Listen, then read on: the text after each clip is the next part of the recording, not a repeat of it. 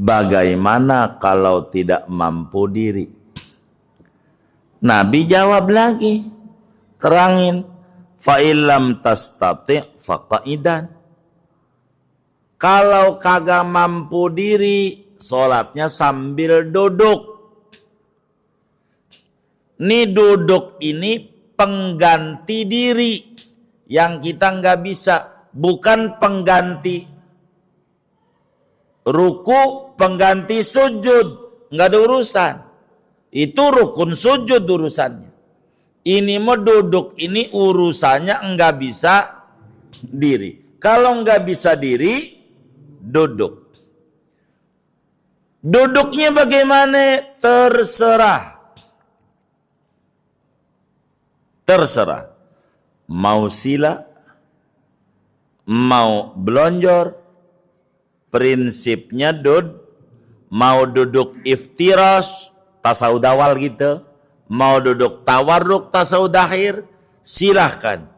Yang penting duduk. Cuman yang terbaik, afdolnya duduknya kayak tasahud awal. Duduknya kayak tasahud awal. Sholat diri kita udah maklum. Saya mau ngajarin sholat duduk. Kalau saudara sholatnya duduk, maka rukunya, kalau sholat duduk nih, karena kita khawatir besok lusa ngalamin sakit nggak kuat diri, maka duduk. Kalau kita nggak bisa diri, duduk. Sholat duduk, cara rukunya wajahnya lewatin lutut. Rukunya wajahnya lewatin lutut. Kalau enggak ngelewatin lutut, rukunya enggak jadi. Bagi orang yang sholatnya duduk, kudu lewatin apa? Lewatin apa? Lutut. Kalau pengen gede ganjarannya rukunya, wajahnya lempeng dengan tempat sujud. Lempeng, bukan nempel.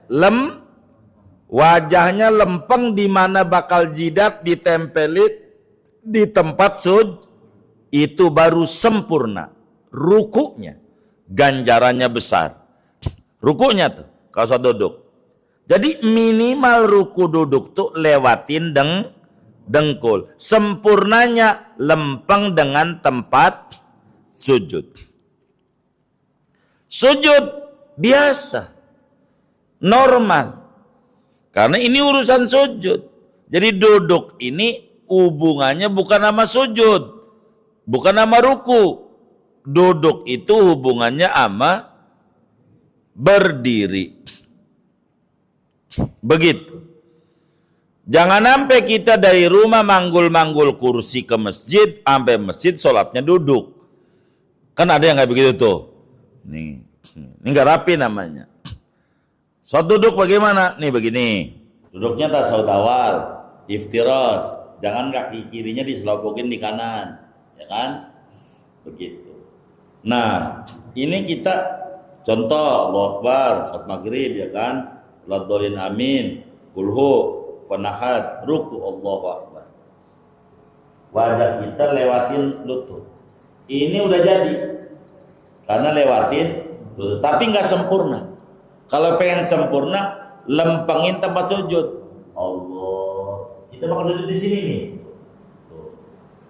Jadi pantatnya diangkat. Tuh. Namanya lempeng tempat sujud. Bukan sekedar gini doang, diangkat, dia lempeng. Sebelum adim biasa 3 kali. Sami Allah liman hamidah. Bakal hamdu. Sujud biasa sujudnya. Dulu karena sujud biasa, sujud lagi biasa. Allah Akbar rakaat pertama, nggak ngangkat tangan karena rakaat 1, langsung begini. Begitu tuh, gitu. Terus aja. Sampai lawatin amin, baca apa umpamanya misalnya hasad, ruku lagi kayak tadi. Ini antaranya 2 rakaat subuh lagi. Nah, sami Allah liman hamidah, kalau subuh ya kunut, kalau ya maghrib ya ngikutin aja sujud.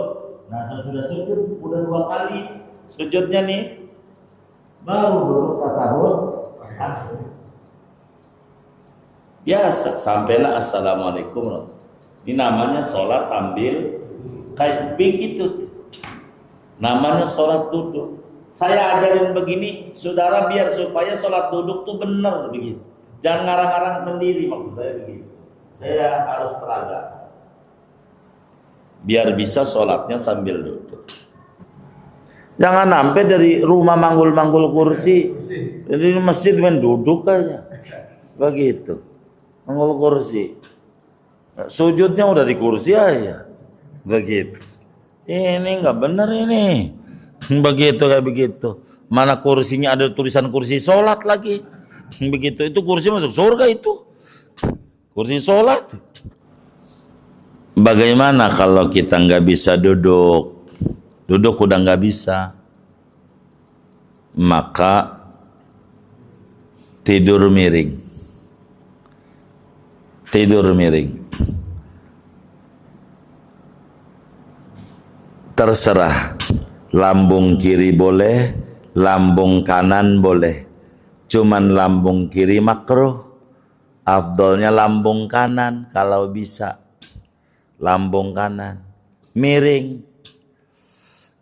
Bagaimana ruku sujudnya? Masih ditanya, masih bisa nggak dari miring tuh kemudian duduk? Kalau bisa duduk, duduk ruku sujudnya. Kalau nggak bisa ya udah isyarat, dilihat dari miring. Saya mau ngajarin sholat sambil miring, kan begitu? Nggak apa-apa biar bisa. Saya kiblatnya sono bang ya. Kalau kiblat sono abang nggak lihat saya ya kan, takut tinggal pulang doang ya kan. Jadi kiblatnya sono ya kan. Nah begini nih kalau miring, lambung kanan ini kan kanan. Kalau kiblatnya sono kan ini. Begitu. Saya kiblatnya sono nih, contoh doang nih. Akan miring tuh. Nah, jadi uangnya dohor, sholat dulu biasa. Allah Akbar. Ini pertanyaannya, biasa kupanahar.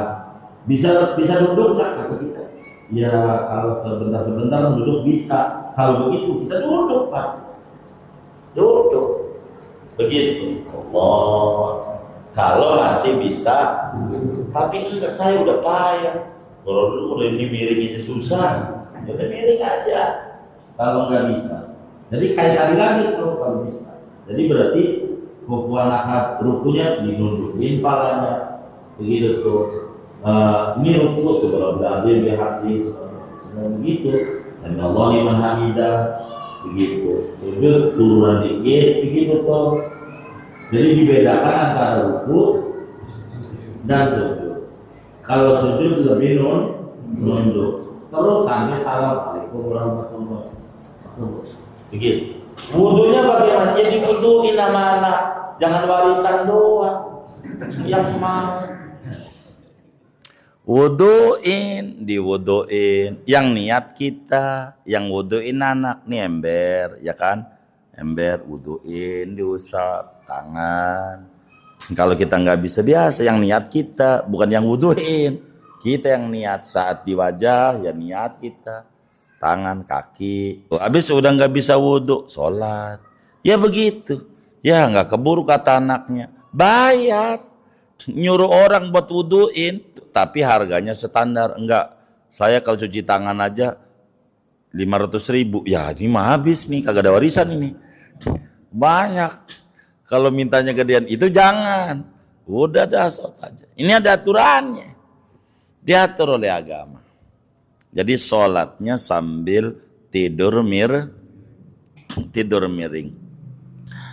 Bagaimana kalau kemudian kita tidak bisa tidur miring?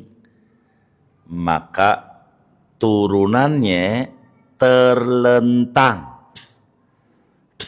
Kalau terlentang wajib dikasih bantal palanya supaya dadanya ngadep kiblat.